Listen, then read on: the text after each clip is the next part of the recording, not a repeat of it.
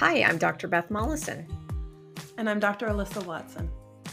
Thanks for joining us here in the Veterinary Breakroom, where we have short conversations about relevant topics in veterinary medicine. And today's topic was triggered by something that we saw in the news recently, something you guys might have seen in the news recently as well. And that is about a case coming out of Grand Rapids, Michigan. It's a case about a veterinarian who was charged with stealing a homeless man's dog. And it's a really interesting situation, sort of pits where our moral boundaries, both as a human and as a veterinarian. But Alyssa, I know you've been keeping up with this case a little bit yourself, so I was hoping you would mind to summarize it a bit for us. Yeah, I did. I think we want to be clear. We're not really going to name specific individuals involved in this case. We will link a couple news stories here if you're interested in following up on it.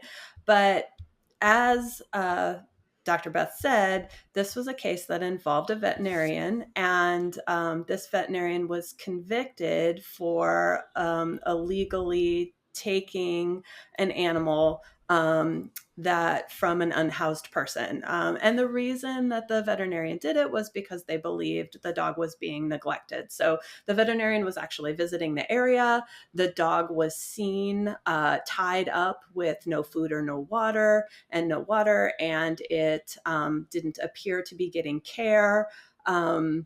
There is some question. It certainly does sound like there were people in the area that informed this veterinarian that the dog belonged to someone, that person just was not there at the time. But the veterinarian felt that the animal was being neglected, and they felt that it was their moral obligation to provide care. And so they did end up taking the animal. They did end up providing a significant, amount of care, both monetarily and their own time, at their clinic in order to, provide medical care to the animal, and then kept it for the rest of its life. It was an older dog, in its mid-teens, at the time this all happened, and it did end up then passing away with the veterinarian. And so the original owner, who had owned the dog most of its life, did not then get to spend that time with the animal. So there's a lot, just like you said, this is kind of a minefield, and it's very nuanced. It's easy. It would be easy to say this is black and white. You don't steal something, you don't steal somebody's property, but there is a lot of nuance that goes into this, and it cuts, back to topics that we've talked about, Beth, several times on the podcast. I think it talks about, whether or not owning a pet is a privilege or a right. We've talked about that before. We've talked about what happens, when we have, these situations where, as a vet, what we feel is ethically or morally right is potentially in conflict with laws or regulations. And then who does our priorities lie with? Do they lie with the patient? Do they lie with the client? It's a lot of things that touches on a lot of aspects of our job, right, that I don't necessarily think I was thinking would happen when I went to vet school. How about you? Yes, absolutely. And I think, like you said, it just raises bigger issues. I don't think any one of us can sit here and know what we would have done or even say definitively what's right or wrong, because it's like, how bad of a condition was the pet actually in? Was it just an old? I think there are so many nuances to this case that make it impossible for us to sort of know what we would have done in that position. But like you said, it opens up this whole idea of, is owning a pet a privilege? Is the fact that maybe this pet owner couldn't provide gold standard care for the pet, or, a certain level of care for the pet, an issue? What level of animal welfare was, were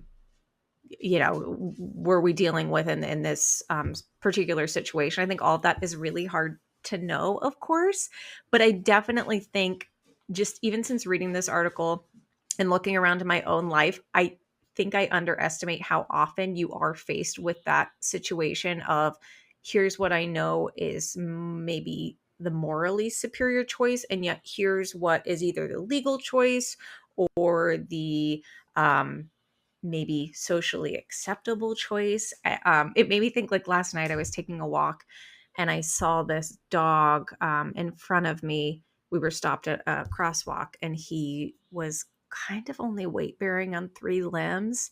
And I just had this moment of like, do I tell the owner? Do I ask if he's like, maybe the owner doesn't know? Like, I think as veterinarians and even just as humans, we're faced with so many of those situations where we really, maybe there isn't a black and white answer and we have to sort of use our best judgment. But yes, to answer one of your questions, Alyssa, I think there are so many times where maybe the choice that we personally, individually feel is morally right really does conflict with maybe the laws or the regulations.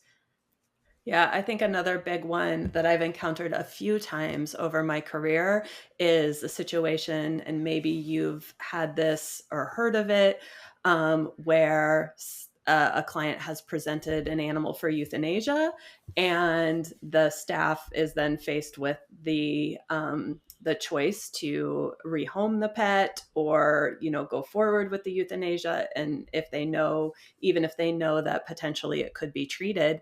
And a step beyond that, there have been cases where the veterinarian has agreed to euthanize the pet. The euthanasia consent form and things like that have been signed, and then has later, without the consent or knowledge of the client, not gone through with that euthanasia. And that's one of the big ones that popped into my mind. Certainly in that situation, for me, that is not something that I would ever consider doing.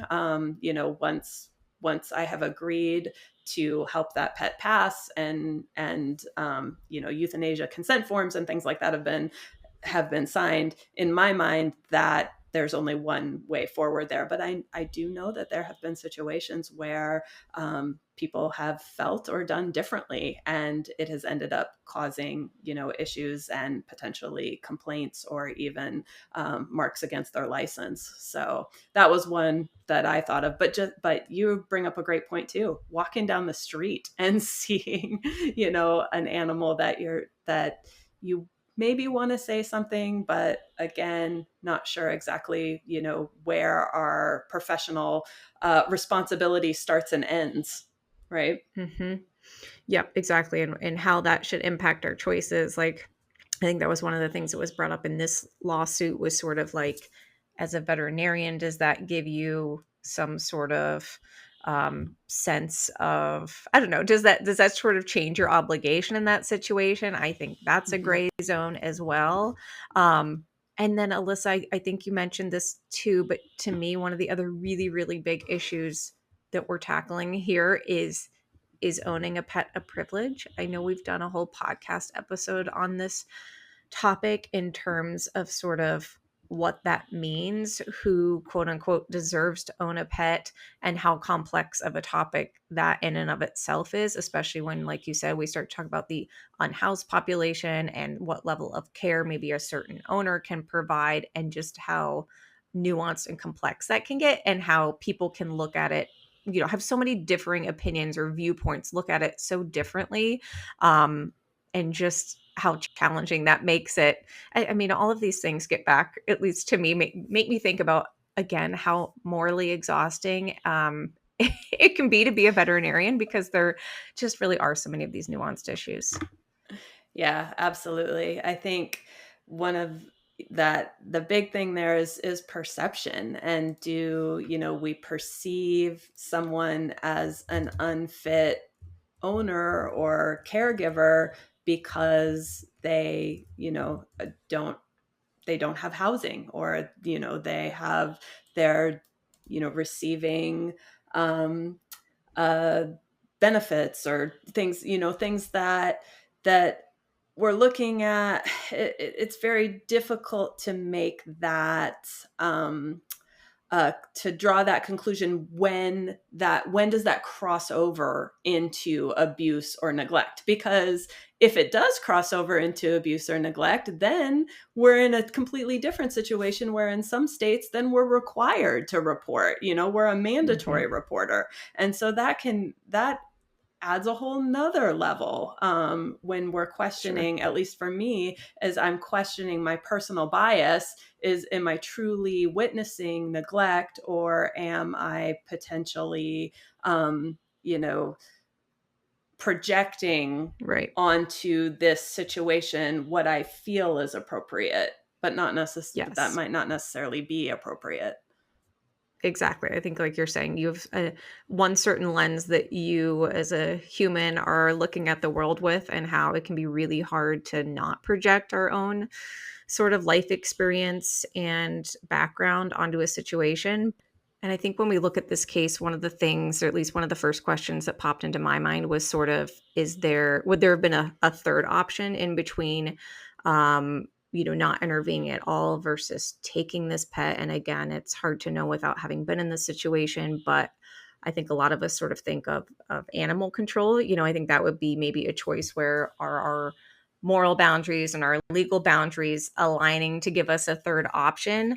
But again, that in the real world, I know I've called animal control before and have found an organization that was just not funded well enough to sort of deal with all of the issues it's presented with, and not had a lot of success with it. So, you wonder, is that something that runs through the veterinarian's mind too, where maybe we just don't have some of the social infrastructure to support situations like this? Again, it just raises all sorts of questions.